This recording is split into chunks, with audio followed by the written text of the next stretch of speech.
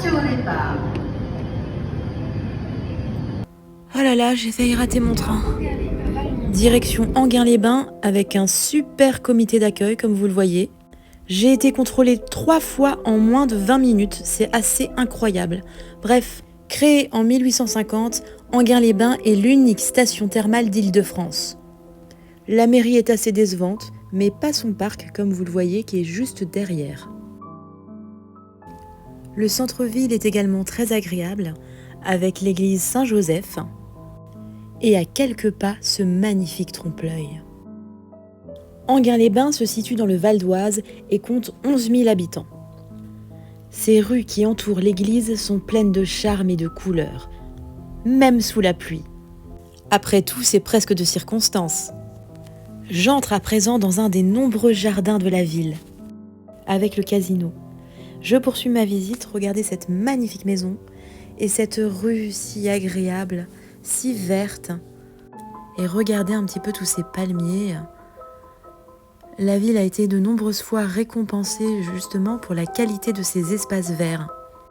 Les styles architecturaux se mélangent également, allant du néoclassicisme au cottage à pans de bois, en passant par des petits châteaux néo-gothiques. Et voici le fameux casino d'Enghien-les-Bains, seul casino à moins de 100 km de Paris, ainsi que son célèbre lac. Sachez que ce casino est devenu progressivement le plus lucratif de France grâce à l'autorisation des machines à sous en 2002. Je précise que c'est en rien une invitation à aller y jouer. On sait tous que le seul gagnant reste et restera toujours le casino. Bref, j'entame donc ma promenade le long du lac. Il s'agit d'une petite balade de 3 km. Et comme vous pouvez le constater, la vue sur ce dernier n'est possible qu'à quelques endroits. Vous voyez un peu l'état de ce toit, c'est incroyable. Je poursuis. Donc la première vue se situe au niveau du casino. Ensuite, on passe par cette jolie rue avec ses élégantes maisons. Et me voilà déjà au niveau du deuxième point de vue, à proximité du pont de la Muse. Et vous voyez, je ne suis pas la seule à affronter la pluie. De braves pêcheurs venus en famille et très bien équipés sont là aussi. Encore quelques pas, et regardez la vue depuis le pont de la Muse, avec le jardin de la presqu'île aux fleurs et aux oiseaux. C'est magnifique. Je poursuis avec cette jolie maison et surtout le château Léon et son style Louis XII.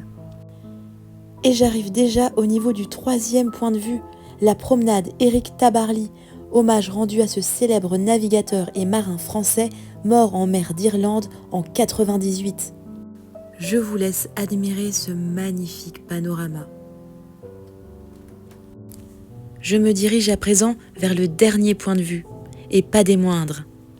Voyez les deux courageux au loin. Attendez, je me rapproche, c'est incroyable. Et voici le dernier point de vue, celui de la villa du lac.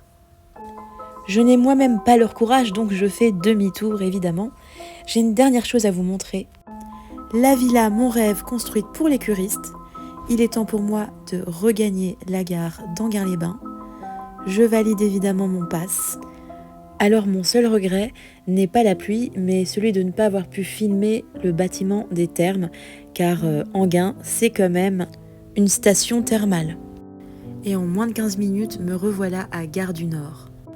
Alors, qu'avez-vous pensé d'Enghien-les-Bains ? Pour plus de découvertes, abonnez-vous !